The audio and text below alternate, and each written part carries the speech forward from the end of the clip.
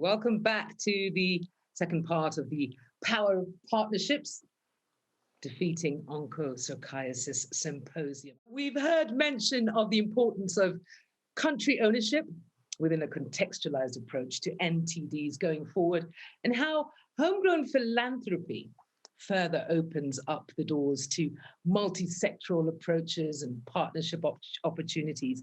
Now, to set our minds thinking about this, a long-time friend and tireless supporter of Onco efforts, General Danjuma, sent in a special message. Now, some of you know he was so moved by the many people suffering from river blindness in his home state in Nigeria that he made a substantial dollar donation to the World Bank Trust Fund for APOC. He needed more, I think I would say we would need more like him scattered around the endemic countries. But General Danjuma's message will be read by Francisca Olamiju, the CEO of Mitosat, a local Nigerian NGDO through which the donation was made. Let's listen in. Hello, everyone, and welcome to today's event. My name is Francisca Olamiju. I'm the Executive Director of Mitosat. General T.Y. Danjuma, the Grand Patron of Mitosat, has asked me to represent him at this event. I bring you his best wishes as I read his letter of support. Thank you.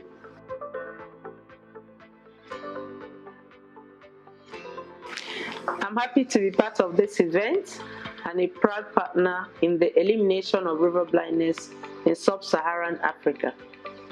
This disease of poverty should be eliminated in my states, Nigeria, Africa, and wherever it is found globally.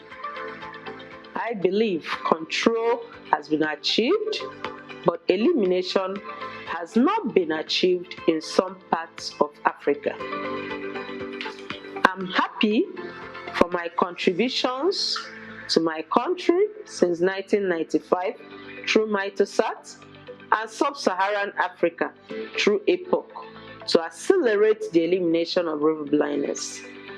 However, it seems the partners are getting tired, and I would like to encourage all stakeholders to step up their actions and ensure that future generations are freed from the menace of this disease. The collective gain towards control must not be lost. I look forward to the day the world will celebrate the elimination of this disease of poverty. I congratulate Bruce Benton, the Global Task Force, and stakeholders for their achievements and wish you all success. Thank you.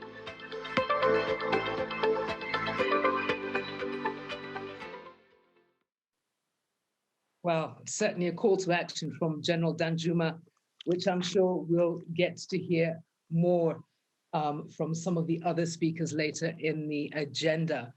Now, in the present landscape, with an overarching vision of SDGs and One Health, what does the future hold for Onco? Lessons learned and reshaped. What more is needed to deliver on the roadmap targets and achieve the impact needed? This will be part of the next panel discussion that will be chaired by Professor Gilbert Burnham and joined by Mark Rosenberg.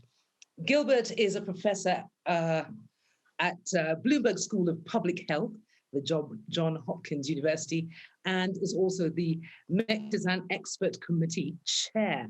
Mark, as most of you already know, is the former president and CEO of the Task Force for Global Health. But before they begin their session, let's take a moment to hear from the current Merck Chairman of the Board, President and Chief Executive Officer, Mr. Kenneth Frazier, who sent in this special message looking towards the future. I'm honored to be invited to share a few words with you all today. At the start of a new decade, and with the launch of the new 2021 to 2030 roadmap for neglected tropical diseases, it's a great time to step back and reflect on our more than 30-year history of helping to bring hope and better health to those afflicted by river blindness and lymphatic filariasis. A time to celebrate the success of what we've accomplished with our partners, and a time to look ahead to the new global targets and what we need to do together to help achieve them. The Mectizan Donation Program is a story of scientific discovery, visionary leadership, novel ideas in public health, and extraordinary commitment from many people, organizations, and communities. The innovative science and Merck's commitment to donate Mectizan as much as needed for as long as necessary to treat river blindness was only the beginning. Getting the medicines to the people who needed it in countries and remote communities that lacked the healthcare infrastructure required the unique skills of the Task Force for Global Health, the World Bank, and WHO and many NGOs, other partners, and countries working together as a team. The Mectizan Donation Program created a new standard for what organizations and partnerships can achieve. The collaboration, commitment, and determination are paying off. We're witnessing disease elimination as a reality. Today, river blindness is no longer a public health problem worldwide, and transmission has been stopped in 4 Latin American countries. Lymphatic filariasis has been eliminated as a public health problem in Togo, Yemen, and Malawi. And the community-directed approach, empowering trained community volunteers to distribute the medicine, has allowed additional health services to reach remote communities and served as a model for subsequent global health programs. Younger generations can now work, play, and enjoy life without the same fear of these terrible diseases. The program has helped alleviate suffering, let people live healthier, more productive lives, and reduce the economic burden on some of the world's poorest communities. But there's still much more to be done. We can't lose momentum and must strengthen our partnerships to support the 2030 global NTD goals to eliminate the transmission of river blindness and the public health problem of LF in endemic countries. It is an honor and a privilege for me to reaffirm Merck's long-term commitment to helping rid the world of these disabling diseases.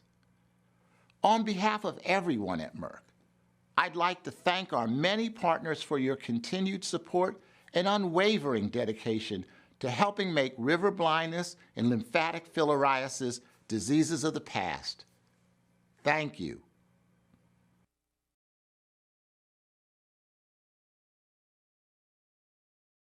Perfect segue to our session titled Lessons Learned and Current and Future Applications, chaired by Professor Gilbert Burnham and joined by Mark Rosenberg.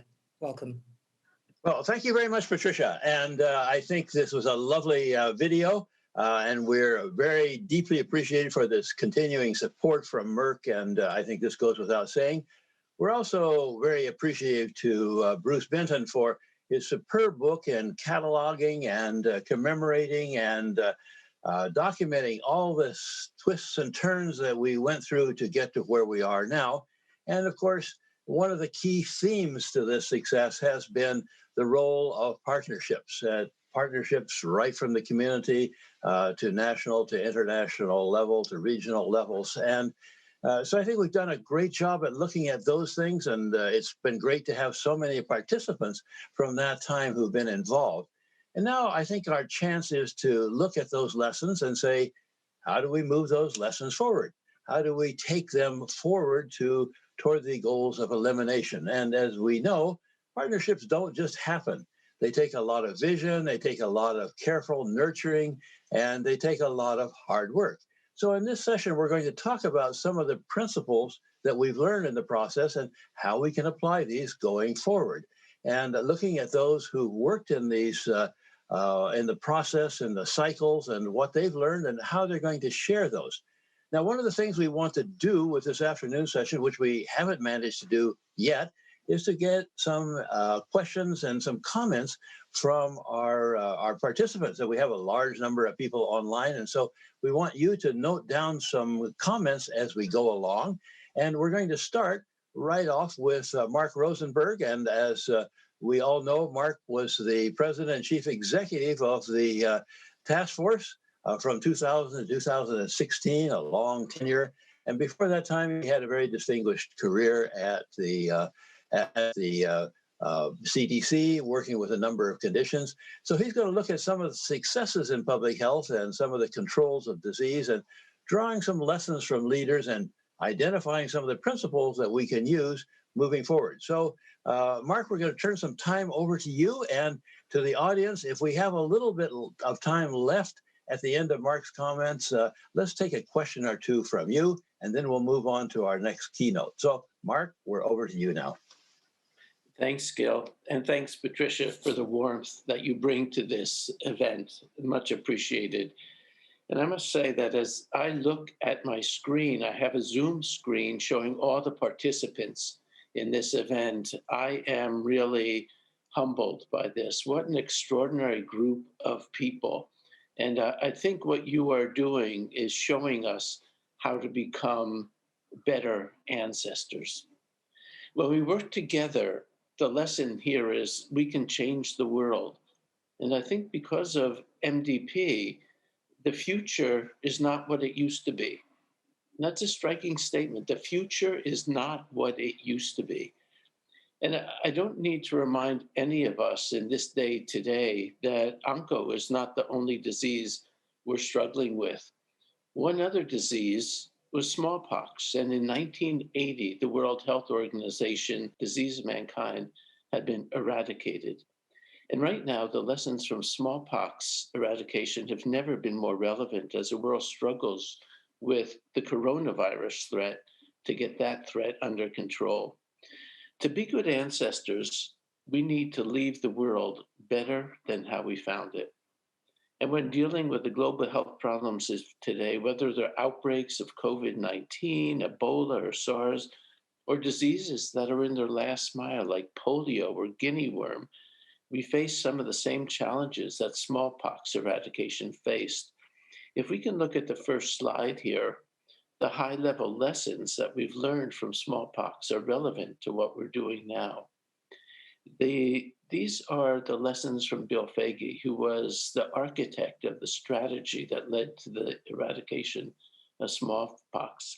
The same man who put together the task force and was the first executive director of the Mectizan donation program. I'm just going to run through these lessons quickly. They apply to almost every disease we work on. The first is, this is a cause and effect world. If we understand the causes, we can change the effects. We can change them for the better. This basically says science is what holds the answers to how we proceed. Second, know the truth. Surveillance can provide us with that truth. Even when the truth is unpopular, we need to know it and share it. Third, coalitions are absolutely essential. And I'll come back to that lesson. Fourth, avoid certainty. It's the Achilles heel of science. Fifth, build in evaluation and continuous improvement. We've heard how important that is again and again. Six, respect the culture. Culture matters.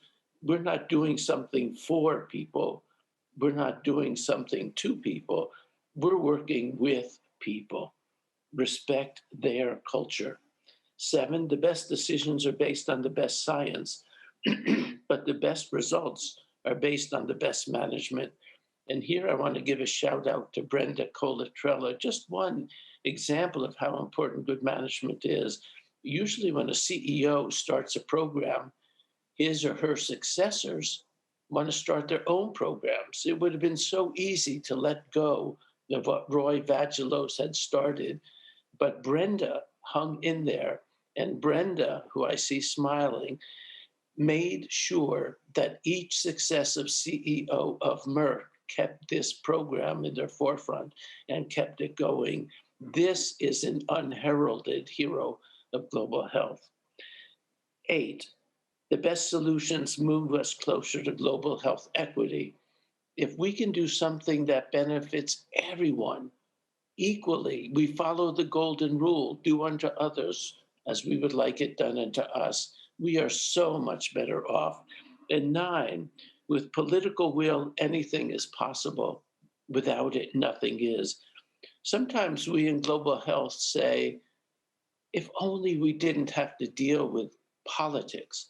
Well, global health works through politics. It's inherently political. And Bill Foege has pointed out it's not that politicians are the problem. The problem is bad politicians. Let me come back to lesson 3. Coalitions are essential. And let's focus on the Mektazan coalition, because this is a coalition that has changed history. Mektazan donation program was housed at the Task Force for Child Survival, and that is now the Task Force for Global Health. And as we've heard, it's a really good example of a coalition because of 2 unique characteristics. First, it was not headed by any UN agency. It was not led or controlled by a multilateral or a bureaucracy. And second, a corporation, a private corporation, made this coalition work. Merck provided the science, the product, and the inspiration. The task force provided a mechanism. WHO provided technical expertise, and the World Bank developed a program to provide funds for distribution. President Carter and the Carter Center provided a major surge as he personally enlisted the interest and the heads of state for Africa. As you heard, there were dozens of non-governmental organizations involved, and ministries of health were involved. So the coalition was really driven by a corporation, an ex-president, and an NGO that brought them all together and provided a power that had been previously unknown in global health. The next slide. What will ultimately make elimination possible is the ability to continue to bring multiple stakeholders together. In effect, the ability to form a coalition. Indeed, solving any large-scale global health problem is going to require a coalition. These global health problems are too big for any one person, for any one organization, even for your bureaucratic organization to do it by itself. At the task force, we studied and put together the lessons of successful coalitions, and we put them together in a task force book called Real Collaboration. Here's what effective coalitions require. First, a clear, overriding, and shared common goal. The most important thing. Without that, we can't keep a coalition together. And when times get tough, that's what will keep it together. Second, a strategy for achieving that goal. Third, a structure for the coalition. It doesn't have to be a large, formal, organizational chart structure, but it needs a structure. It needs some organization. Fourth, defined membership. Who's going to be part of it? And the membership needs to be not all similar, but it needs to be complementary. We need organizations and people that bring different sets of skills together. And fifth, it needs effective management of both meetings and programs and people. Meetings, programs, and people all need to be managed well across the whole journey, following the roadmap until we reach the final mile. And in terms of management, we learned some lessons about this. One is shed the light on our partners and not on ourselves. There's enough credit to go around. Credit is infinitely divisible. Share it, don't grab it. Second, social capital is really important. The relationships among people are really important. The people in coalitions, the people we're talking about are just people. You know how complicated we are. We're like you, we are you. Without these 5 elements, the goal, the strategy, the structure, the membership, and the management, without those, coalitions fail. Most coalitions fail. to achieve their objectives. I like to say that a coalition is like a marriage. It's very easy to get into it, but it's very hard to make it work. I used to argue with people who told me, no, my marriage is not hard. I don't struggle. We never fight. And I used to argue with them like a fool. I'd argue until I realized that some people, when they say that, just lie. It's hard. Coalitions are messy. They're big, they're complicated, and there are obstacles at every level. The next slide shows some of these obstacles. A colleague, Jim Austin, a professor emeritus from the Harvard Business School, went through these 7 C's, he calls them. We have different cultures. We have conflicting goals. We're confused about what the very goals are. People struggle for control. We have different capabilities.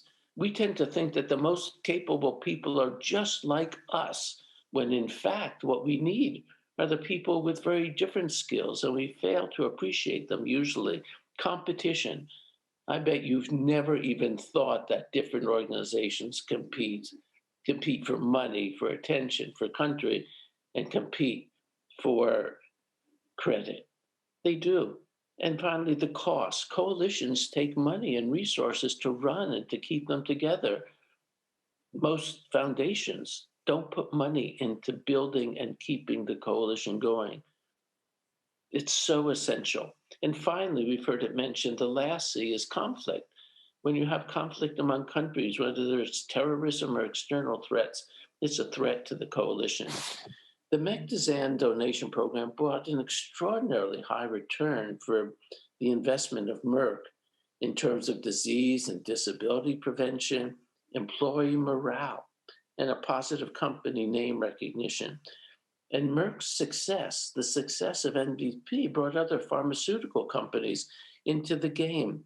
So now it's not just Merck, but GSK is donating albendazole to control soil-transmitted helminths.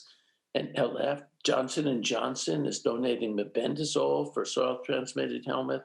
Merck Serono is donating praziquantel for schisto. Eisai is donating DEC. Pfizer is donating Zithromax for trachoma. Novartis for malaria and leprosy, and more and more and more.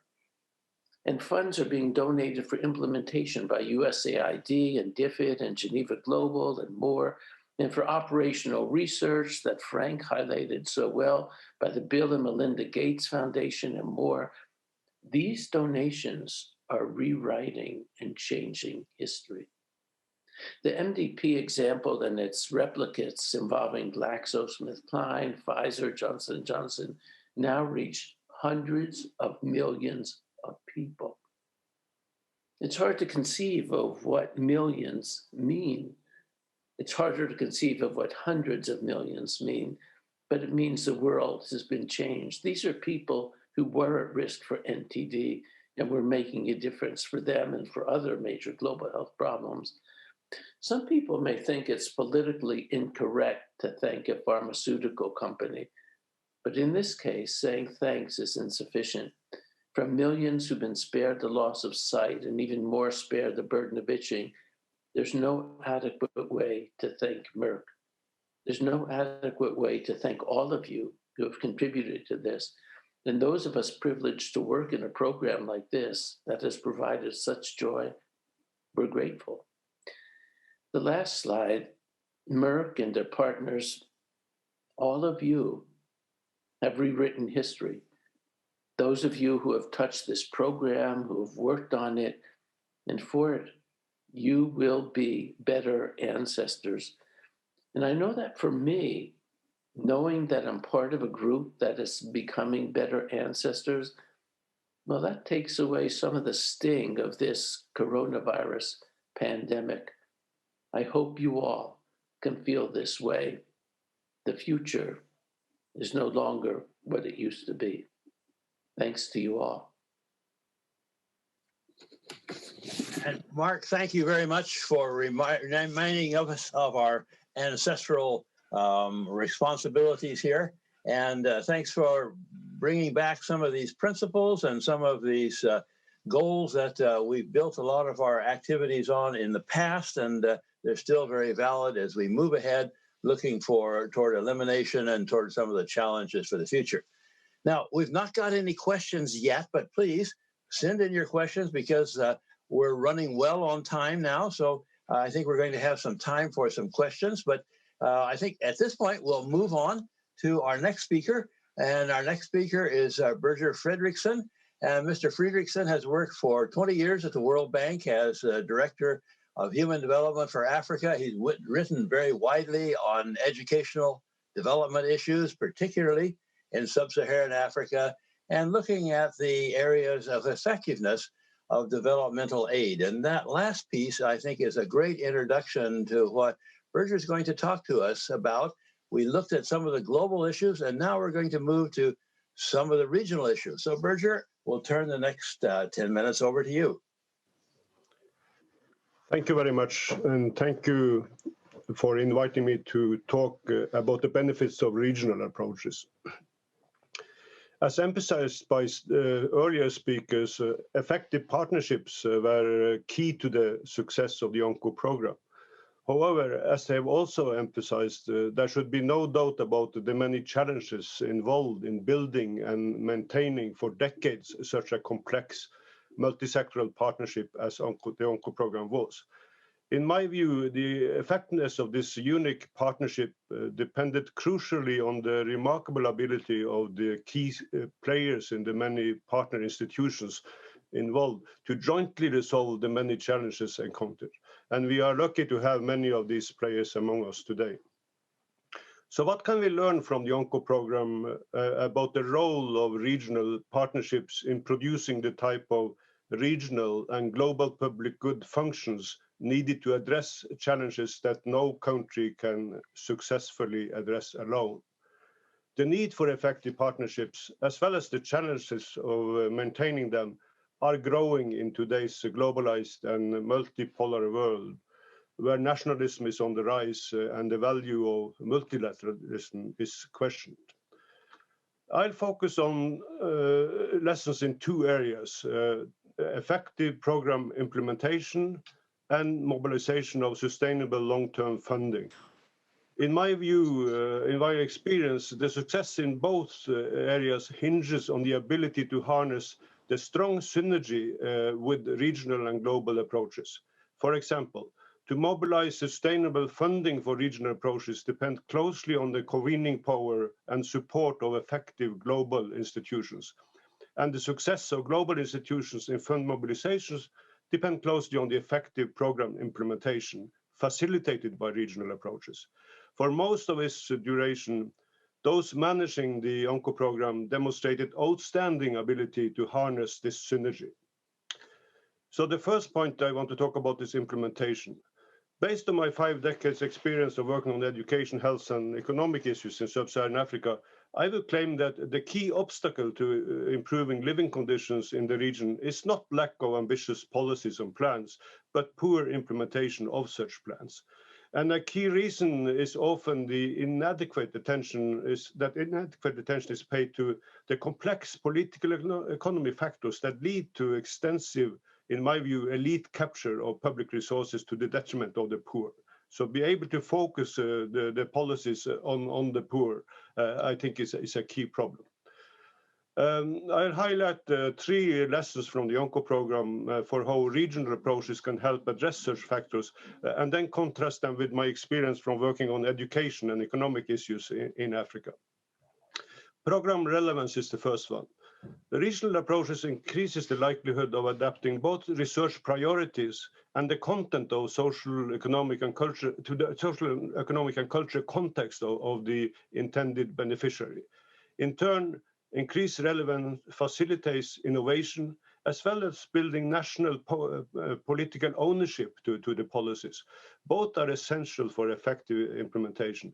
The ONCO program was a pioneer in this area, as exemplified by Africa-wide operational research, an innovative method for community-directed Mectizan treatment, and regional disease control modeling. The second point I would like to emphasize is capacity building from regional approaches. Through peer learning and knowledge exchange, regional approaches help build the political will and commitment to adapt policies requiring difficult political choices and the technical capacity to implement them. They also enable drawing on competitive strength of a diverse set of national institutions. The OCO program's Cascade training, for example, did an excellent job in this area. I want to underscore this capacity building effect of regional approaches using examples from respectively the education and economic sector. Poor institutional capacity is a major reason why only 1/3 of those starting school in sub-Saharan Africa gain basic literacy. Evaluation shows that the huge amount of country-specific aid over the last 4 decades for capacity building in the education sector, largely funding long-term resident foreign experts and training abroad, have resulted in very little lasting capacity in the sector. By comparison, considerable success has been achieved the last 2 decades in strengthening key economic and financial institutions through technical cooperation between countries, supported by 6 largely donor-funded regional capacity building centers in sub-Saharan Africa created since 2002. These are 6 out of 14 such centers created worldwide. The third point is the poverty focus and equity. One notable success of the ONCO program is that it managed to build global and national commitment to combat a neglected disease that largely affect poor rural populations with little political voice. Regional approaches to both the goal setting and program focus are important to enhance implementation. Permit me again to illustrate with an example from education. Even before COVID-19, it was clear that most sub-Saharan Africa countries will not achieve universal primary education by 2030, a goal that was first agreed in 1961 for 1980. And yet, contrary to earlier global goals, the Sustainable Development Goal for Education for 2030 has no separate target prioritizing primary education, because this is now largely a regional sub-Saharan Africa program and was not built into this global goal. For me, this is an illustration of how global goals not adjusted to the demographic, education, and economic condition of a region where more than 1/3 of all births over the next 2 decades will be to illiterate mothers, in a region that by 2050 will account for 30% of the world youth population, and where 80 to 90% of the population gain their livelihood in the informal sector. So I claim that the global goals were not sufficiently adjusted to the economic, education, and demographic situation in Africa. Moving now to the second point I wanted to illustrate, that is the mobilization of sustainable funding for regional approaches. I will highlight 3 lessons that I draw from the ONCO program. The first is that the proactive ONCO program management succeeded in maintaining sustained support by keeping all partners informed and engaged. The success is all the more remarkable given the severe underfunding of regional and global public good functions in most sectors. This problem, now illustrated by the funding gap for the COVID-19 vaccine for poor countries, require urgent global attention. In addition to the need for more aid, there is also a need for improving the effectiveness of current aid by focusing it more on the area where external aid has comparative advantage over domestic funding. This would include increased priority for regional and global public good functions and for increasing the level of core funding on global and regional agencies. The growing reliance of such agencies on voluntary earmarked contribution raises many questions ranging from the quality of aid to the governance and accountability of such agencies. The second point I want to stress is the importance of pooled non-earmarked funding. The World Bank played a key role in creating, replenishing, and managing the pooled ONCO Trust Fund, as well as in contributing own funding.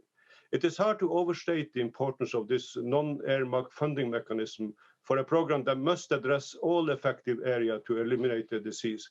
Relying on bilateral funding would pose the risk of underfunding for some countries, given the tendency for such funding to focus on a few donor-darling countries.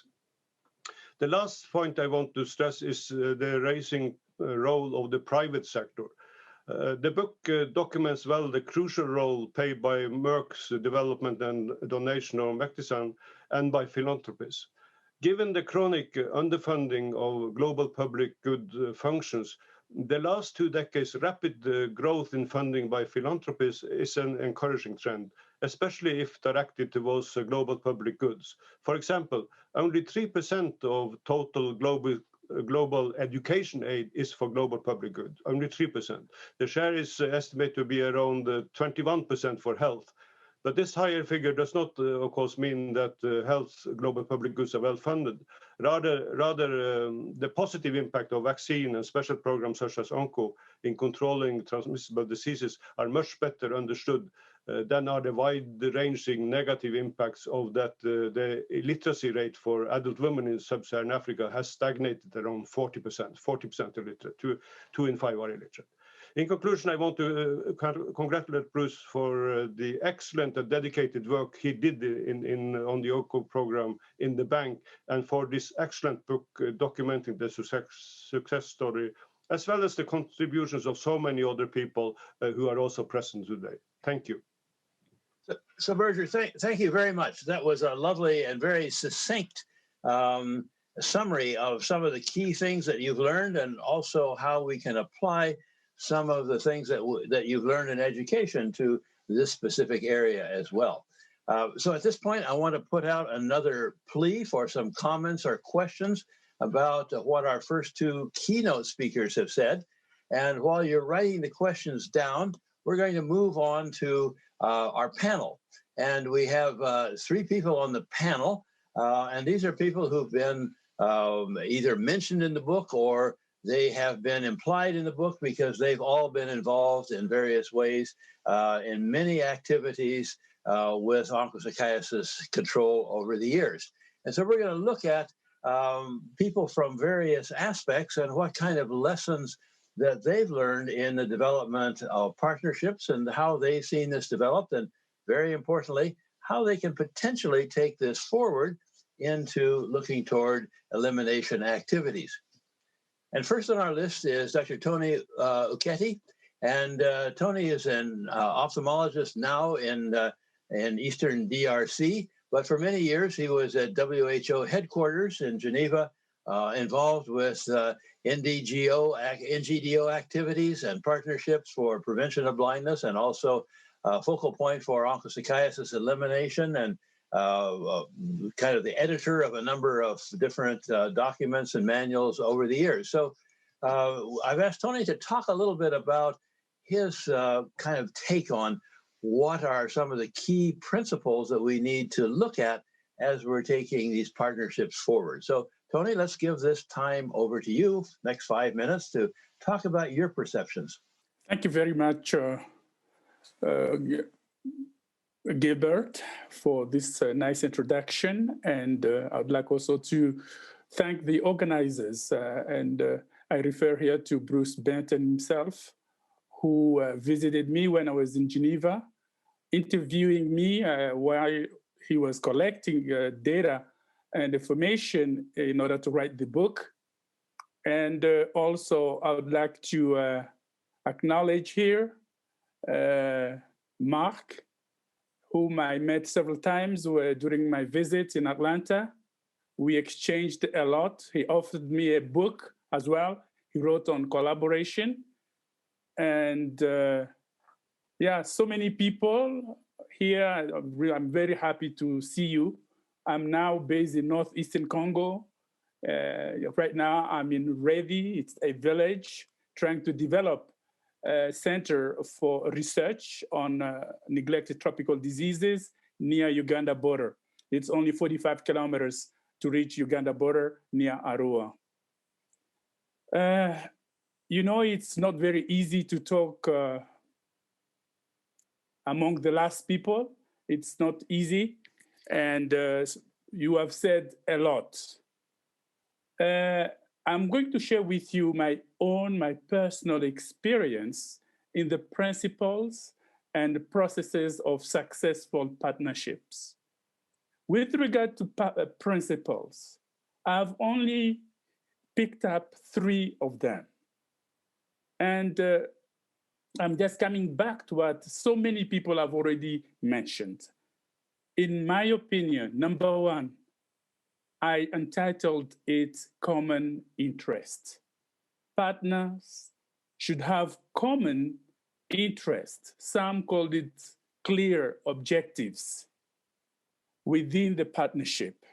This may explain why it was sometimes difficult for FAO or UNDP and other donors who did not participate in EPOC partnership, whereas they were part of the first program, the OCP.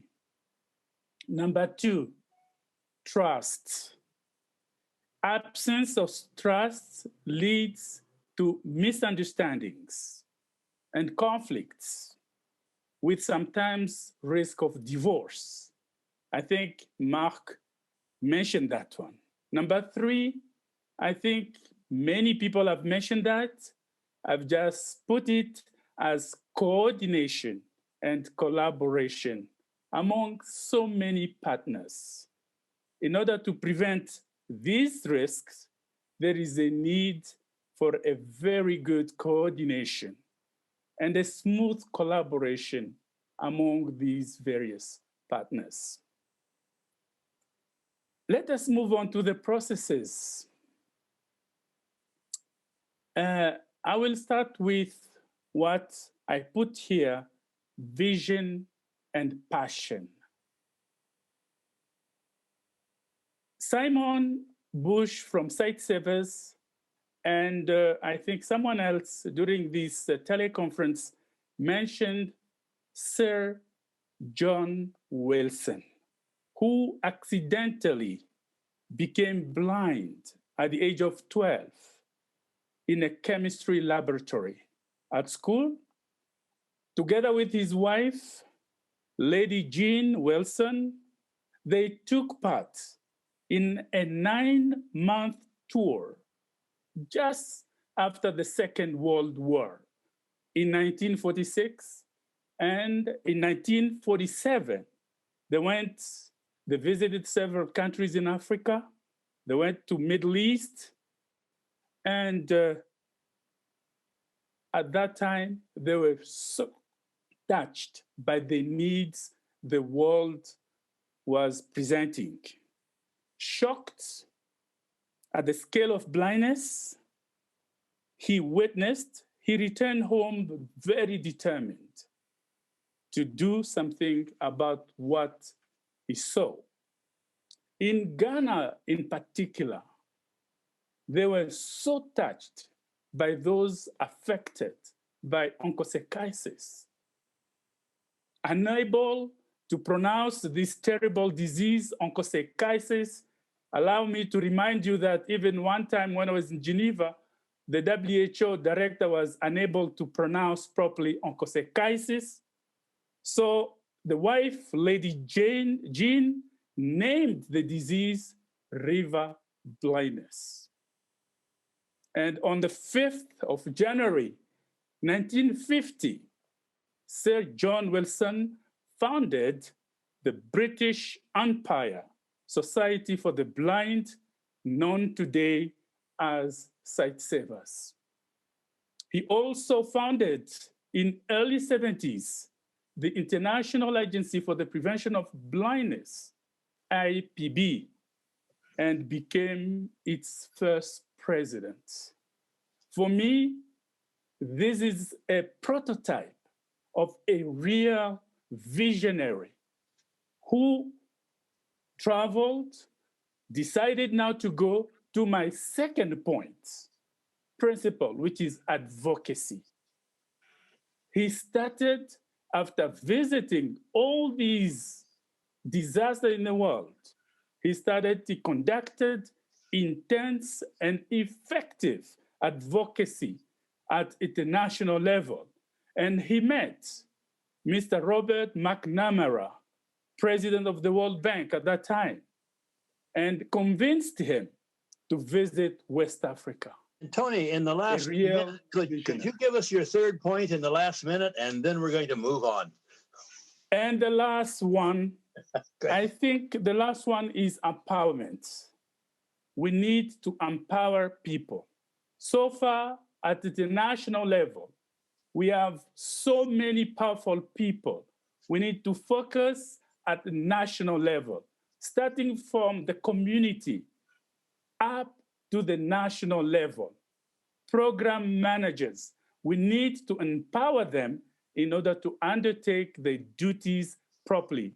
Countries with good managers, no problem, we cannot care about them. But there were countries where program managers sometimes decided to go to the regional level because there was gold there. That's a case in Angola. In Chad, we saw good program managers. He was able to mobilize money even from Chad, which is considered a poor country. And so Tony, in summary, that's a great summary. yeah, thank you very much. I think I stop there, and you can write to me, and then we can share our own experience. Thank you very much for listening. Okay, there are questions coming in, so Tony will give you some airtime later on. But I think now we want to go to Catherine Marshall. And Catherine is a senior fellow at Georgetown University's Berkeley Center for Religion, Peace, and World Affairs. And once that she gets that solved, then she moves on to areas that deal with some international partnerships and other issues. But she was a manager at the World Bank for a number of years, 1971 to 2006, a long tenure there. And we read, Catherine, a lot about you in Bruce's book. So I'm going to turn some time over to you to look at some of the lessons that have been learned from international partnerships. What's worked well, where things have fallen apart, and what your observations are for the future. Great. Well, I'm going to divide my 5 minutes, which goes by very quickly, into two parts. One is my sort of current obsessions and some of the broader questions and issues. And the second, go back into my World Bank days and think about the World Bank. I read Bruce's book in parallel, roughly at the same time as reading Paul Farmer's new book, Fevers, Feuds, and Diamonds. And it evoked a lot of thoughts about the challenges that remain, particularly on health, but more broadly in Africa, and particularly in the parts of Africa where the ONCO program began. In many ways, what you see through the story here is the evolution, the history of thinking about development, including some of the challenges. And it's almost epitomized by the journey from development by helicopter to the depth of working at the community level. But in terms of my own thinking, I'm working now the two things in this region that are on my mind 24 hours a day are the COVID situation and the COVID vaccine challenges, but also the Ouagadougou Partnership, which deals with family planning issues, family issues, and takes you, as does ONCO, right into the basic health systems. So one of my questions is how far the health is really integrated with the rest of development. And there is a separate chapter on what happened with the actual changes in agriculture and people's lives in Bruce's book. But I think it still leaves many questions as to making those complex links between the development. And we have to ask whether any of the dramas happening in Burkina, in Nigeria, in Mali, were things we maybe should have foreseen. All of us collectively, and might have done more to do something about them. My current focus, Jim Wolfenson is responsible for getting me into it, is looking at what is a huge world, particularly in Africa more than any other continent, which is the whole world of religion. And I ask myself whether if we had thought more and looked more at the religious dimensions, whether we might have learned something. Certainly in the COVID crisis, that is an immediate and a very relevant issue. So some of these issues, it's complicated, but the health challenges, the onco challenges, and the way that they were part of the broader issues, the rage that Paul Farmer shows about the poor development of health systems still in that part of the world. With those tantalizing comments, I think I'll shift to the World Bank. In many ways, my view of the World Bank's story in this ONCO partnership is the World Bank at its best. The World Bank is not always at its best. We all know its hiccups and its quirks. But in this case, I think an analogy that we might find useful is of an orchestra.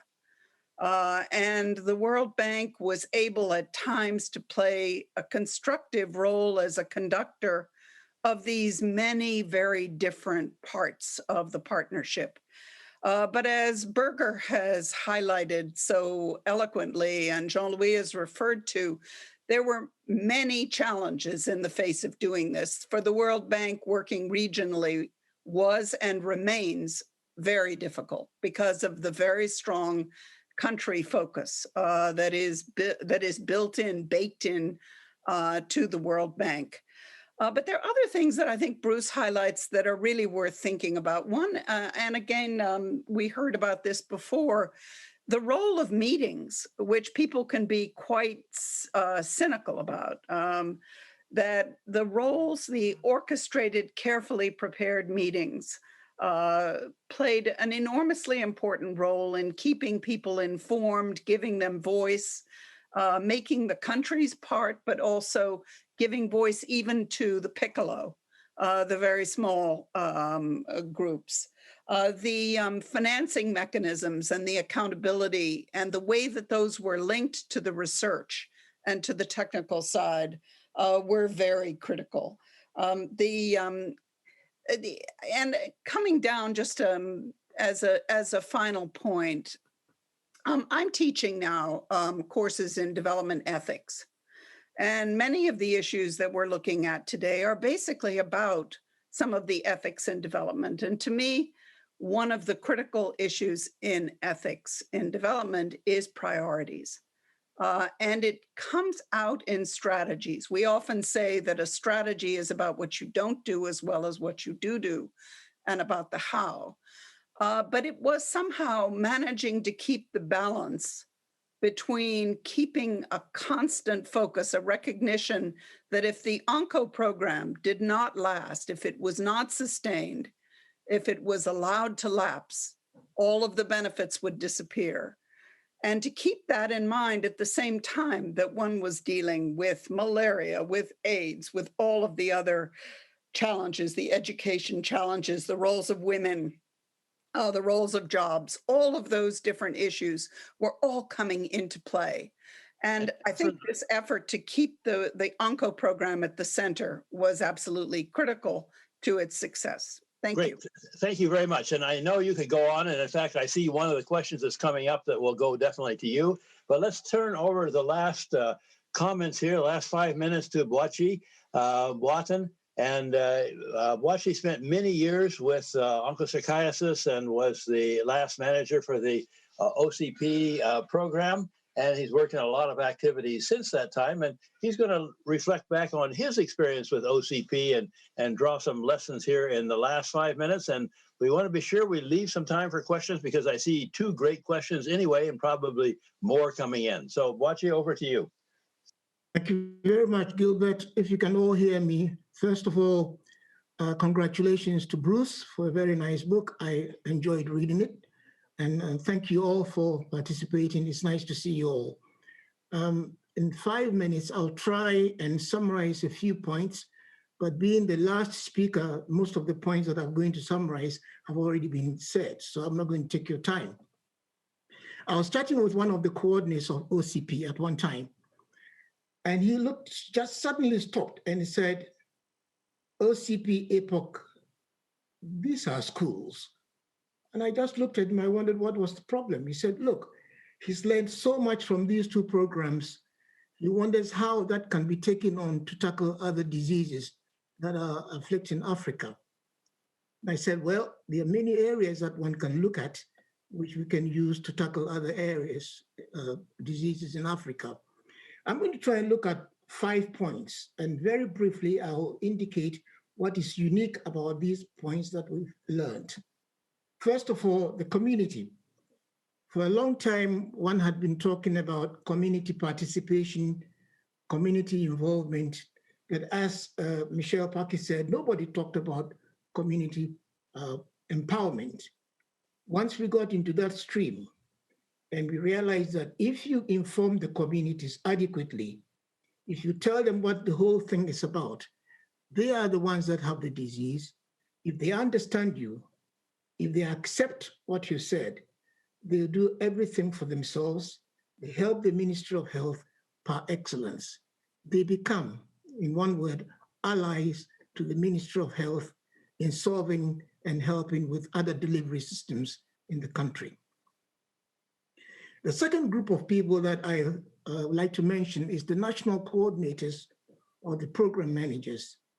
These coordinators, if you like, were a link between the programs and the ministries of health. If you wanted to get to the Minister of Health, you talk to the national coordinator, he would find a way. That was a very easy passage. They understood the program, they briefed the ministers listened to us, and whatever help we needed from the governments, they provided. Secondly, the coordinators had exchange programs. They used to move from one country to the other, and they exchanged ideas which helped each other country. The third point about the national coordinators, just like all of us, was that they understood that we had a common aim. There was no conflict, everybody was shooting at the same target, and there was coordination and there was partnership in the way they handled their programs. The third point is the ministries, or if you like, the governments themselves. Here it was very important to get what we call the government commitment and the will. If these governments had no commitment and the will, there was no way that we could have the partnerships and the way the programs ran. In fact, at one time it was said that the ministers of health had become so, if you like, personalized in their relationships that two countries that were at hostilities with each other agreed to suspend the hostilities for larviciding to be carried out within a certain period. I will not mention the countries in point, but that's the sort of relationship that one had between the ministers of health and the governments. On top of that, the ministers of health would talk to the ministers of finance, the ministers of agriculture, because as you said before in all the presentations, this had been a development program, not only a health program. So here was a situation where ministers of health that had never seen their finance ministers were met to talk to each other. Although there was no commitment for financing, there was goodwill from the ministers. On top of that, they were also prepared to second staff from their programs to come and help with the programs as we set them up. Some of them became temporary staff, some of them became permanent staff. And some of these individuals can be used in handling other programs that are being set up, particularly the NTD programs.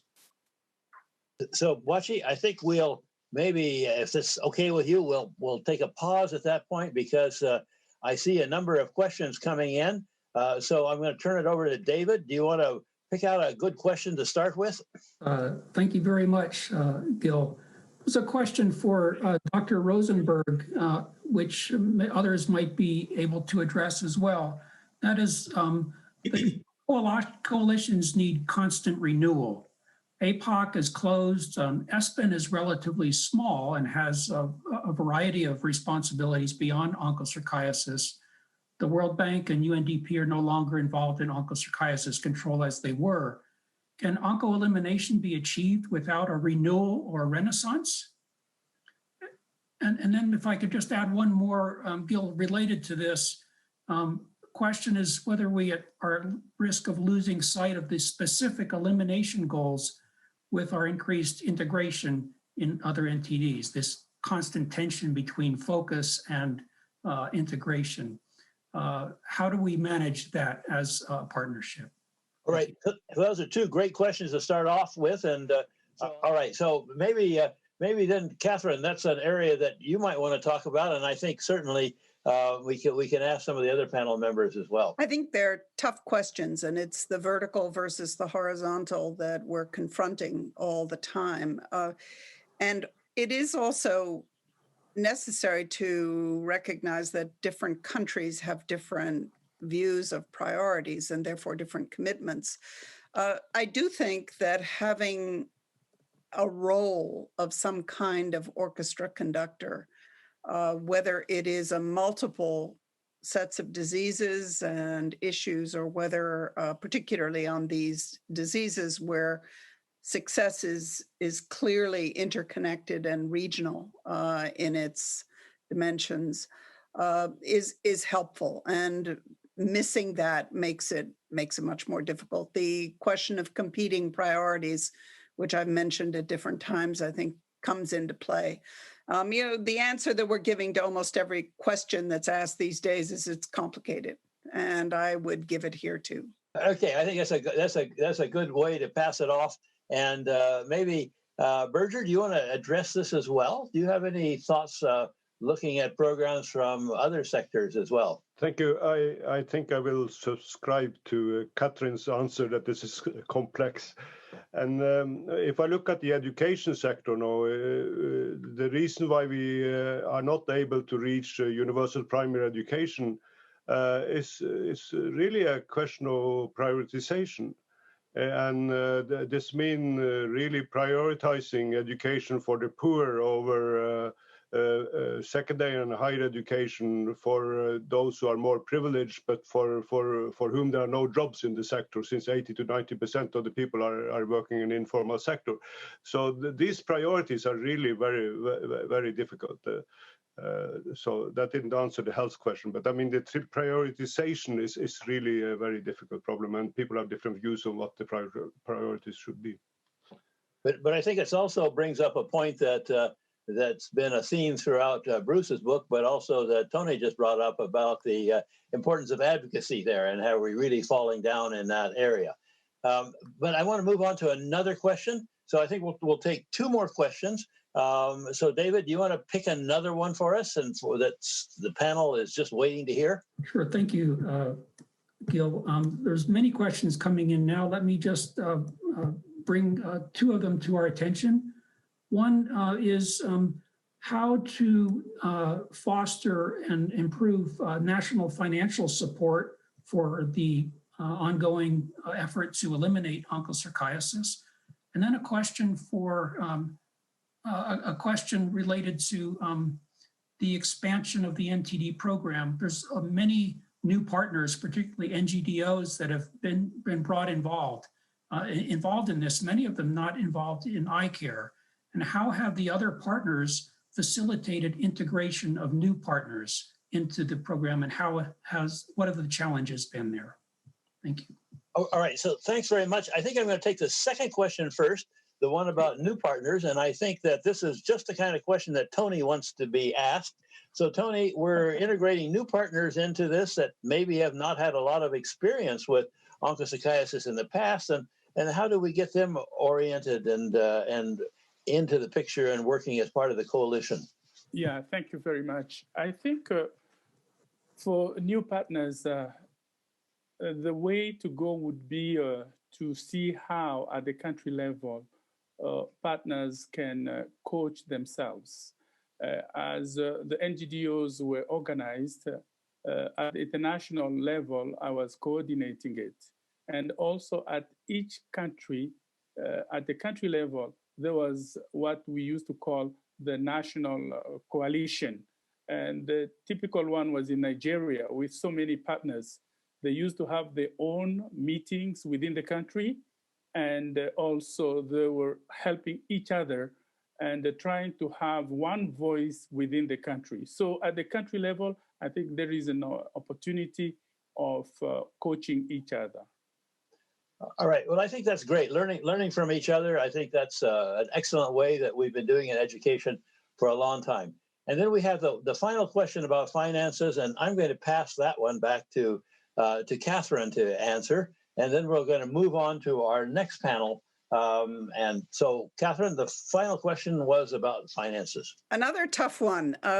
Clearly, we're dealing with multiple issues here because of multiple countries and partnerships. So, and I think it does come back to this advocacy issue, that if the ministers of finance in each of the countries involved don't see the elimination of ONCO, but other health goals as a priority within their contexts, as well as feasible and something that they understand, they're not going to make the kind of allocations of finances that are absolutely critical. And of course, the same applies with the donors, that they're facing multiple demands, multiple opportunities to do good as they would see it.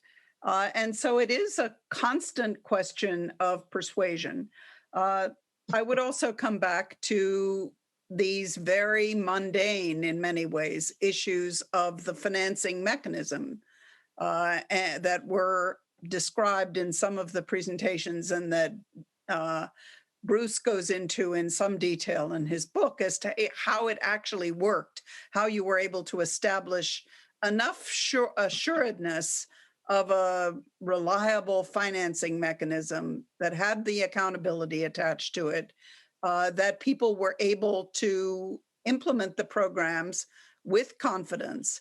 And that needs somebody to orchestrate, somebody to make the case and to follow through consistently, persistently, a la Bruce Benton. So if there's a next Bruce Benton in the audience, then please pay attention. All right, I'd like to thank each one of the panel members. Did a great job. You were a really disciplined amount of time. And I think we're finishing up here only a couple minutes late. So I think at this point, I'm going to turn it back to Patricia to lead us into our next panel. Yes, a couple of minutes means everything, really. But I will say very quickly, that question about the focus on elimination and integration of the new roadmap was a perfect question for Dr. Malicella, who is coming in on the next panel. Speaking of the next panel, a key factor in the new roadmap is for a contextualized but greater country approach and ownership. What does it look like and mean for ONCO now that we have had a glimpse into the benefits, the opportunities of a regional approach? There's been all these great, points made about trust, about what strategy means, looking after the community and program managers.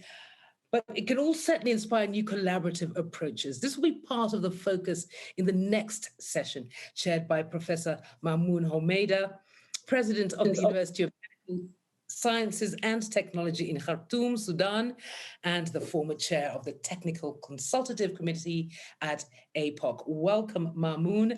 And to you, I would also say, keep an eye on the time. Thank you very much. Thank you very much, Patricia, and I'm very pleased to be part of this important symposium. Thanks to the task force and to Bruce, who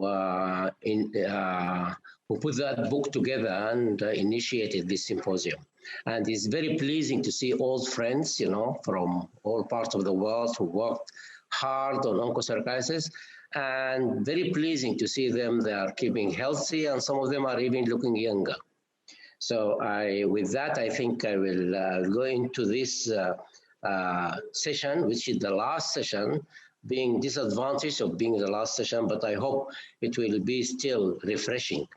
And it is implication of lessons learned for onchocerciasis elimination. Okay, although the lessons learned from onchocerciasis elimination can be generically used to other entities, I think an eye will be on onchocerciasis elimination. For one, I thought or I wished that this symposium has been held very soon after EPOC has ceased functioning, because then the lessons would have been fresh and the implications would have been more applied. And in the last 5 years, I think we have a gap now between EPOC ceasing and now, and one wonders if these lessons are still valid and still, being used into elimination of onco and what is happening to that magnificent program. I think I will skip the slides because they are not going to show very well. I'm just going to throw some, reiterate some of the lessons which has been mentioned, very clearly mentioned and addressed by many of the speakers now. But I would like to ask questions for the panel to put on their presentation. One is the lessons learned is a science-driven program. We all agreed that from the stories told that this is a science-driven program from the time of the CDTI, from TDR, and then the lower crisis, which have been very well documented scientifically, and the TCC MEC guidelines, and later on, and then the RAP LAWA. All these are very good, high caliber science, and the social benefits of the ivermectin. Again, one of the major progresses which has been dealt with is the OncoSim. The mathematician went on board to give us a guide and a graph of how elimination can be achieved. And then the major science came, maybe, I don't think it's by chance, but it is there for us to pick, is the Mali and Senegal study. And these are important studies which has opened our eyes to the fact that elimination is possible, and it has been actually achieved almost without us being aware of it. So these are the lessons which I think are important. And then I think for the panel, I think we have to concentrate on the implication of using the community, of the African community. Scientists all over the world, maybe even Africa, have belittled the role of the community and the community-driven programs. But the African community have surprised us by how well it is organized, how well it can work, and the success that the community has led these programs. So I would like to see if we can really use the communities, the African communities, as it is structured today, into this program to strengthen it and to lengthen the life of the program. The partnership, we have already dealt with it. I think part of the success of the EPOC is that the partnership is international and national. True that the endemic countries have been given the lead and the ownership, okay? And the communities have been leading the program, but the strong outside partnership, the World Bank on one side, the NGOs and the WHO and the others are very strong. So the question is, can we as African countries, okay, and now we have the Eastern African countries economical tie and the Western African, can we get a program which is located and serving these communities in the spirit of EPOC program? Thought about, run, and implemented. And then another point is obviously the regional nature of the program, and that African scientists, I think EPOC has succeeded because most of the scientists leading the management and science were Africans, dealing with an African disease and feeling the pride of eliminating onchocerciasis. So that is another way of the benefits of the regional partnership or the regional program. And I think I would just like to end with the fact that the management of EPOC has really thought of EPOC as a EPOC program as a university, because so many scientists have been trained in public health. The workshops have been dealt with, and the missions, the monitoring and evaluation. So many I can recall. I've seen tens, if not hundreds, of young scientists, African scientists, have been trained in this program to be public health officers. And I'm very pleased to see some of them are even at the very high level of ministerial health in Africa. I think there is a curriculum now on CDTI, and the methods learned or lessons learned from this are the basis of master's degree in public health in many African countries. I think I don't want to take much of the time, but these are just thoughts, okay, given and thrown to the panel, on which I'm very proud to be leading this expert panel of very well experienced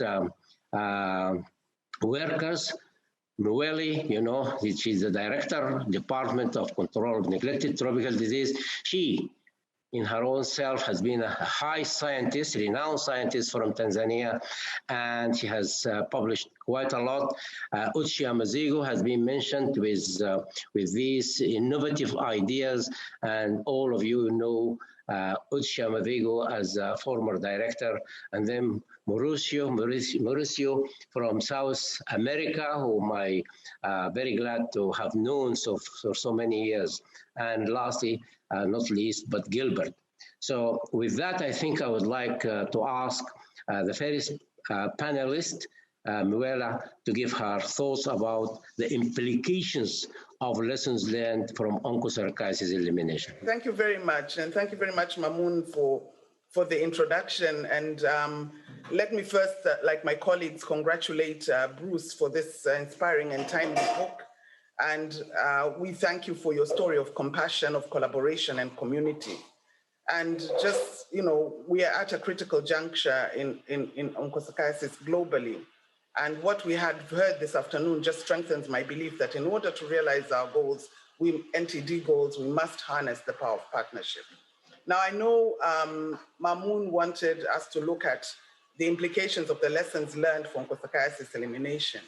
And one of the key things that I think that you as a community will be very proud of is that we still have a good partnership for NTDs in general. So 2 years ago, we started working on the NTD roadmap for 2021-2030. And it's unbelievable how everyone came together, regardless of their diseases, regardless of the diseases that they worked on, regardless of the areas that they worked on. We were able to come together and come up with a really, really good roadmap, which has been co-created by all of us. And so this, for me, is a sign that we do have the good foundation of very good partnership. And it's taken the experience that Bruce has written about and all the other partners coming together to get to this point. So this is an evolution. And I think it's an evolution that will continue. And so something that we can learn from this and lessons learned is that partnership is important, and everyone has said that. The roadmap is built on shifts, on 3 important shifts, and the key one is about measuring, focusing on impact rather than process. And here is where your point about the science comes very clearly through, Mamoun. It's really important to ensure that we have good ways to keep the science going, to ensure that these programs continue to be built by good science. And I understand that, yes, while we have a very strong elimination goal, we have to understand that these diseases must be looked at in the context in the broader context of NTDs. So while, yes, we want to focus, and yes, these vertical programs have built the foundation of our disease-focused programs, they are also now, we need to also think about them more contextually in a horizontal way and look at this more broadly, and the depth and the breadth and the equity of the partnership we need is not only for onco work, but for all NTDs. And so these collaborations remain vital to our achievement of the 2030 targets as they were in the period leading up to 2020. So as we move to the next decade, we need to ensure that the progress on the ground properly reflects the needs on the field. And this means facilitating, upholding the principle of country ownership, which is something that has been brought about again and again. The importance of regional ownership, the importance of cross-country collaboration, the importance that you know, once onchocerciasis does not know borders. So we have to, when we're talking about elimination, be clear that we have to have a regional approach to it, and as well as other NTDs as well. And so this, these are just a few points that I think we can take forward. I think the national elimination committees are a good gift to the NTD community, and I think we should use them well. So these are a few things which I think we can take forward. And in the interest of time, I will stop there. Coming up next, Uche Amazigo, the former director of APOC. If you would like to take it away, Uche. Now, as I said, thanks to Bruce, thanks to the task force, I'm going to talk about inter-country collaboration because the panel is on that. For me, the first important issue here is really inter-country movement by black flies versus inter-country collaboration of partners taming the lion's stare. That's what I took from Bruce's book. We say that black flies do not have passports, but I would like to say that black flies have passports stamped with oncoparasites from endemic areas for rapid migration to countries. This is the way I look at it. And Bruce also mentioned in the book that cross-border areas are the Achilles heel of a comprehensive elimination effort. I completely agree with him.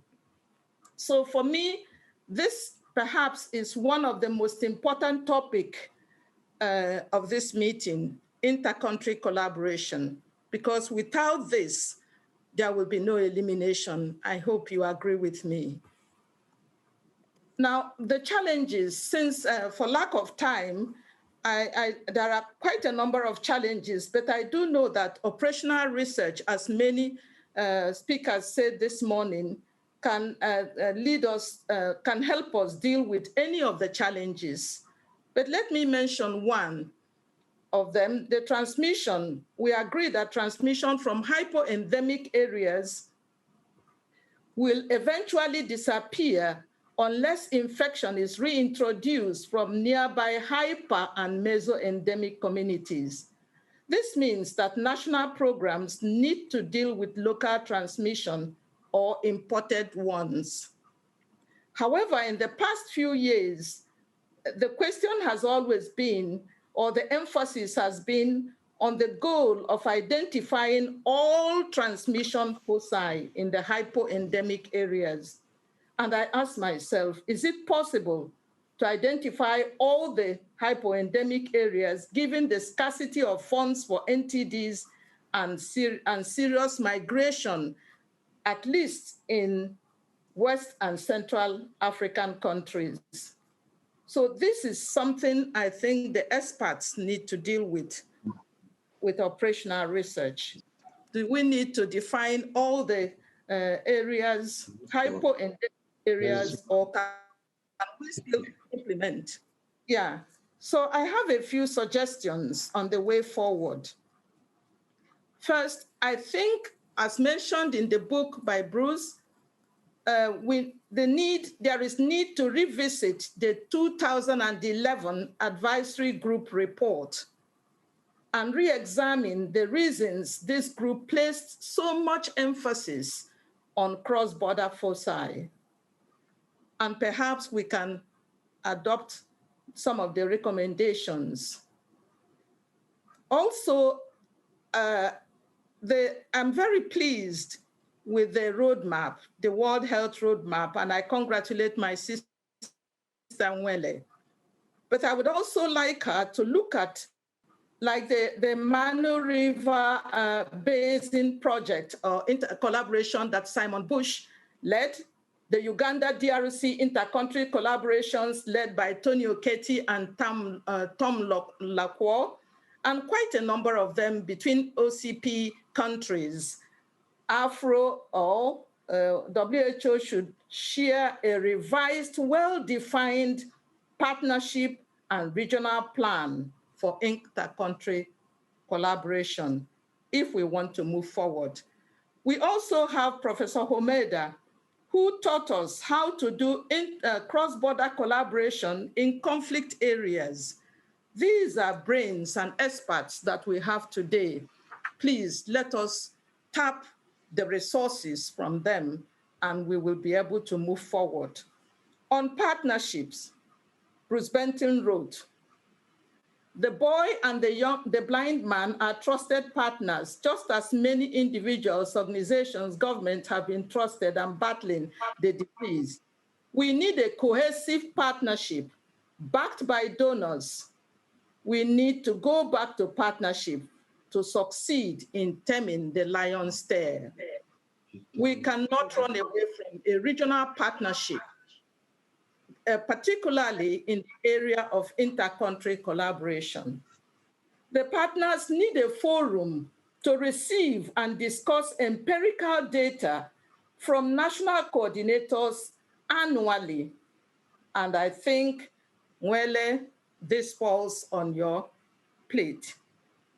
To create that partnership, and I think WHO, I would appeal to the MDP, the World Bank, and the World Health Organization to create that forum that is very much needed. And that forum was also mentioned by Catherine Marshall when she talked about the role of meetings. And Bruce emphasized it very well in his book. Publishing things on WHO website is not sufficient and does not take the place of meetings. Please, this, I think, are some of the points that we need to look at. Investing in entomological evaluation and the experts like Professor Daniel Boachi, Tony Oketty, Tom Lakwa, I have mentioned, and also applying social innovations and implementation research to answer some of the challenges we are facing on cross-border infections. Finally, I would like to emphasize on the need to harness community human resources to address the challenges of inter-country collaboration. And on that note, I think we need to present to the World Health Organization to consider a technique that quite a number of projects have used to involve communities recently in social innovation. And that technique is the listening, a listening technique. And that listening technique will allow national coordinators to collect data and information from the communities. They are called listening tours. And the data and information collected by national coordinators or interdisciplinary research teams, as you may want, will be sent back to either ESPIN or World Health Geneva, and that will help in designing viable strategies that will strengthen or at least help us to revitalize the collaboration, inter-country collaboration. You can remember that flies from Nigeria were disturbing Benin and sending the Republic of Benin efforts towards elimination back. Today, that is still happening. We have not, the dream of the Republic of Benin to achieve elimination will still be, in my opinion, far-fetched until Nigeria gets its acts together. Thank you very much. And thank you, Bruce, for inviting me. Thank you very much, Uchi. That was very good. I think what you have stressed and what Manuela has stressed is that this country by country or regional countries to work together, and elimination can never be achieved unless we do that, because I have calculated that there are at least over 10 or 15 foci that cross border. Okay, like Ethiopia, Sudan, and all the areas, Cameroon, Nigeria, and all the rest. And unless people come together into a real partnership, this is the real partnership, which stems from the countries themselves. I think this is, we need leadership, WHO leadership. And since Muwele is there, I think the African unity can be invited, you know. The health secretary of the African Unity can be invited to promote this partnership, and unless we do it, we cannot move forward. With that, I think I would move to Mauricio to give his thoughts about this implication of lessons learned. Maybe he will highlight some of the lessons which from OEPA. Mauricio? Thank you. I would like to thank the organizers of the symposium, the task force, for inviting me to participate representing the Carter Center's OEPA initiative, and want also to extend my congratulations to Bruce Benton for his book. The establishment of the OEPA's strategy of 2 times per year treatments originated from field studies carried out in Guatemala during the late 80s and early 90s by Collins and Kopp, showing that 2 years of treatment coverage above 85% blocked community transmission. This was the most important milestone for success. Later, more frequent treatments were added in the selected communities, only to accelerate transmission elimination. After OEPA's initiative advanced in several country programs through the years of high coverage treatment in hypo, meso, and hyperendemic communities, and became close to stop treatment, OEPA realized there were no specific WHO guidelines to stop treatment. That situation prompted President Carter to contact directly Director General Brundtland to ask for certification criteria for onco-elimination. As a result, a Geneva conference, as was mentioned by Frank, was convened in 2000 with participating representatives from Africa and the Americas, and the first guidelines were published in 2001. These guidelines were used to certify 3 of the first 4 countries in the Americas: Colombia in 2013, Ecuador in 2014, and Mexico in 2015. It is important to note that 2 times per year treatment approach eliminated transmission in Ecuador focus, which had an efficient vector, Simulian X-Seaward, showing vector transmission dynamics equivalent to damnosum, the main vector in Africa. Demonstrated a general belief the Americas elimination was possible due to the presence of less deficient vectors is not true. OEPA's partnership was articulated by the recognition of the highly trusted leadership brought by President Carter and the Carter Center by accepting to manage the initiative in 1996 after the River Blindness Foundation initial role. Accepting that responsibility by the Carter Center was essential to secure bringing an important variety of private donor funds. This, in addition to significant public funds contributions from endemic countries in response to several WHO PAHO resolutions calling to eliminate regional onco. As a result of all those private and public contributions to date, $185 million have been invested, showing an important funding distribution corresponding to 38% from the national countries, 29% from the different private donors through the Carter Center, supplemental to the national contribution, and 33% of in-kind donation of the magical Mectisan from Merck. Today, OEPA's private donors funds for the last mile are coming mainly from USAID Cooperation Agreement and a Merck grant, among other donors to whom we are deeply grateful. During the last mile of any disease eradication elimination program, according to previous experiences in the world, there are inevitable appearance of a variety of challenges. Some are technical and need to be addressed technically. Others are out of control to the programs, like the SARS-CoV-2 pandemic. Among the last category, additional to the pandemic, an important challenge common to both onco regions and already mentioned by Uchi are cross-border issues, difficult to approach and in need of significant inter-country collaboration to overcome any adverse political environment. The Yanomami focus cross-border between Brazil and Venezuela is a good example of.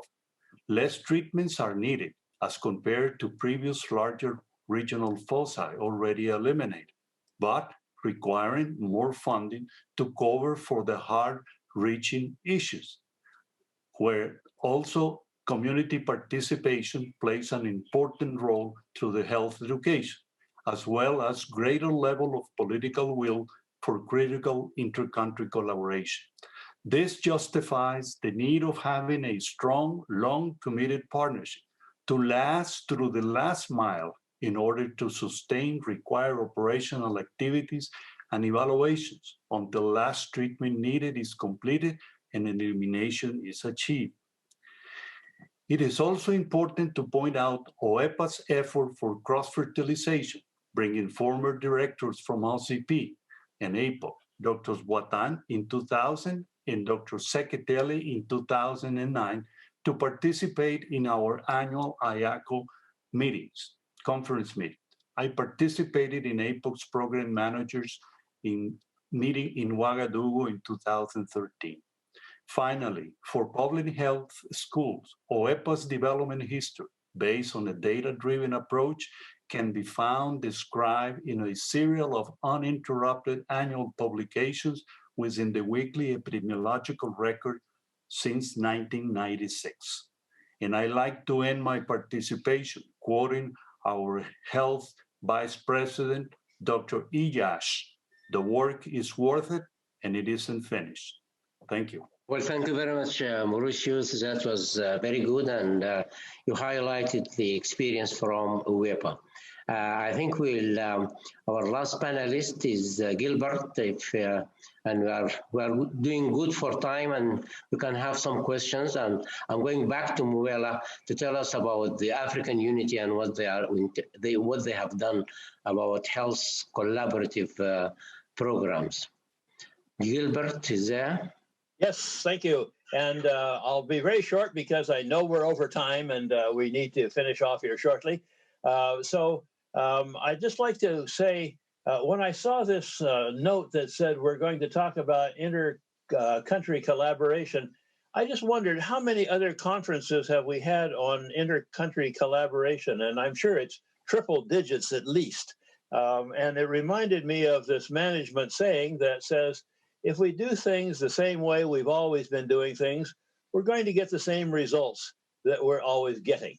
And so I've been a bit concerned that the reason we're not getting results is maybe we need to look at things somehow in a different way. And as Mahmoud said in the beginning, that we trust the community. The community has done a great job. It exceeded our expectations. They're wonderful at doing treatment in the community. However, if that community crosses the border, we don't trust them there. And I remember as a young doctor in Malawi that when we had problems with the focus across in Mozambique, we just rode our motorcycles across the border. And it reminds me that, people at the borders, they marry across the border, they go across the border to markets, they get buried on the other side of the border. People think borders are just artificial things that move back and forth, except when we're talking about how do we distribute treatment into these areas. And so I think this is a time that we need to have a new approach, and we need to get this approach by going to the border and looking at what's happening there and listening to people. And what are they telling us? And what can we do if we get the systems out of the way? And just to finish with a quotation from the father of quality improvement, who said, you know, when there's a problem, 20% of that time is going to be the people, but 80% of that time is going to be the process. So I think we need to look at the community, what works well at the communities on the border that allows them to work nicely across the border with each other, to go to the markets, to get married across the border, and what can we learn from that that will help us to do our treatment across the borders and not try to add more digits to the inter-country collaboration meetings that don't seem to get us any place. So if all else fails, it's time to listen to the people. And I'll finish at that. Thank you very much indeed. Is Mwele there? Could you elaborate on the effort by the African Unity? So the African Union is developing a framework, an NTD, what they're calling a Continental Framework. The major thing with this framework is going to be predominantly around advocacy.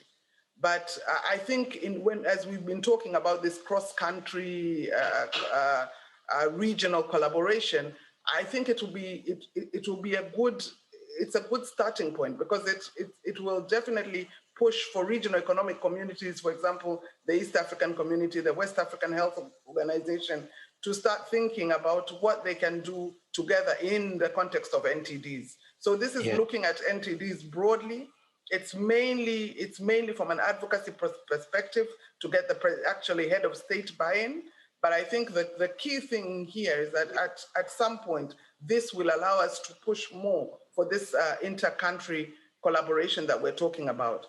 And as Gil said, it's very important to start at the community level. It's really important. But at the same time, you need to look at both angles. You need to be looking at the community, but also you need that political will and buy-in, which Mark Rosenberg talked about earlier. Thank you. Thank you very much. I'm saying this because I really have a concern. Now South Sudan is an independent country, and we used to work on Onchocerciasis elimination on both parts of Sudan. Uchi will know that very well. And now the traffic is going on, and I think we really need to sit down and put something in writing and something to be implemented. I hope it's not going to be another digit on Gilbert's number of meetings. I would like to pass it to Patricia. Amazigu would like to have some comments. Uche? Uche? Very quickly. Yes. Yeah, thank you very much. I just want to very quickly come back to the issue of community and inter-country collaboration. Here, my suggestion is that we encourage and help WHO to fund the listening tour operational research, because the idea there is for the teams to collect information on the perspectives of communities located in the border areas on inter-country collaboration and viable strategies. With that information, WHO to a new inter-country collaboration strategies that are not whatever the people tell us, WHO and the partners on the way forward. But absolutely, we need to tap the resources at the community and listen to their perspectives on what we should do to improve inter-country collaboration going forward. Thank you. Thank you very much, Cindy. Bringing it all back to the community, which is really what this is all about, isn't it? And bringing us, of course, to the end of the power of partnership, defeating onchocerciasis. Thank you, Dr. Mamoun, and to the expert speakers on this session and throughout the symposium today. So many wonderful takeaways that have been shared, hoping that the social media team have been very active. Two of the catchphrases I know I'll be taking away: keeping up the hard working, making it look like a miracle. I thought that was absolutely brilliant. And being better ancestors, because that goes straight to the heart. And just to share David Ross's message about the chat, from the chat, about how wonderful the presentations were and how speakers have offered a lot of content that can be used for the future. David, I'll bring you in at this point as I'm certainly not going to be the one spotlighted for taking up time. So for now, to everyone, stay safe and be well. David? Oh, yes, the lovely world of virtual meetings. Oh, I so wish this meeting could have been in person. Listening to all of you share your experiences, your expertise, your lessons, this has been so gratifying. I just can't imagine how gratifying it would have been to have you all together and to see the rich history of these relationships flourish even more. But so be it. We've done the best we can. Thank you, Patricia, for marvelous facilitation today. And of course, I owe a huge debt of gratitude to our planning team. And their names here are on the screen, which in the view I'm looking at, I can't read. It's too small. So I want you to read those names. Be aware we thank each and every one for all the work they did. There's been an enormous amount of work that went into this. And of course, we have to thank Bruce for writing this book. It motivated me. David Addis introduced me to Bruce, took us out to dinner, and we talked and we said, wow, this would be great. Let's use this as a way to talk about the history and propel us to the future. I want all the audience to know that the questions and answers will be eventually answered and posted on our website, but you can also reach out to me or my colleague Lisa Valente directly to get answers to any questions you may have asked that were not answered. I must say, I've been at the Task Force for Global Health for 21 years and been exposed to the rich NTD community through my colleagues. And given that, though, still today, I've learned so much. And I want you to know that the citizens of the world, all of you, our panelists and our speakers, the citizens of the world are indebted to your contributions, your persistence, your commitment, your expertise. We don't have any time, so I can't try to make some great wrap up, but I can say in the modern way things are done these days, we're going to produce a graphic that is a word cloud. And think about these words that we heard today: impact, accountability, funding, persistence, clear objectives, independent action and innovation, data-driven decisions, evidence, bold and compassionate leadership, country leadership and ownership, long-term support, maintaining momentum, rapid application of research, access and equity, independent evaluation, dogged support from the World Bank, evidence, innovation, documenting, as Frank Richards said, document the progress, document the science. Multiple funding streams are required. We must maintain the kind of compassion that brought this program to begin with into being and continued. Words like science, surveillance, coalitions, evaluation, effective management, program relevance. I love this concept of listening tours. So many words I've tried to capture. We will put in a word cloud as a kind of a graphic to facilitate this, but just so you all know, we are taking your experience, all the documentation of today. We will be working to put that together into the kind of course and courseware that could be offered to the world to help you teach, those of you who are still teaching, to teach your students on the concepts of building partnerships and coalitions. We at the Task Force for Global Health will use it to teach our young staff, because I've come to realize we tend to accept that people just sort of are supposed to know how to do this. And what the lesson I've learned is it's helpful to be taught. So we know that success takes time. So we want to focus on the end goal. The job is not done. And my colleagues at the Mectizan donation program continually remind me that it is time to stamp out Onco. So with that, I want to thank you all for your experience, your expertise, your commitment. Please stay with us to finish the course. We've got a little ways to go before we're over the finish line, but thank you so much, and God bless, and stay healthy. Under the principle of primary health care, under the principle of making sure that the communities lead, then we are good to go, to making sure that everyone is not left behind. Ana bayar da maganin saboda a kawar da cutar kan ma yaran da suka taso su san ma akwai wannan cuta. All you need is to help the communities. They will take their own conditions in their hands and solve their own problems. Ce qui fait que faire remplir ces tâches quotidiennement, ça ne me gêne pas. Ça fait un plaisir de rendre service à la communauté. Ensemble, nous pouvions éliminer l'onco. Ensemble, nous pouvons éliminer l'onco. Ensemble, nous pouvons éliminer l'onco. They say, how did you do it? And I tell them it's just commitment. Commitment.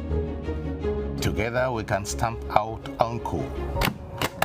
Together we are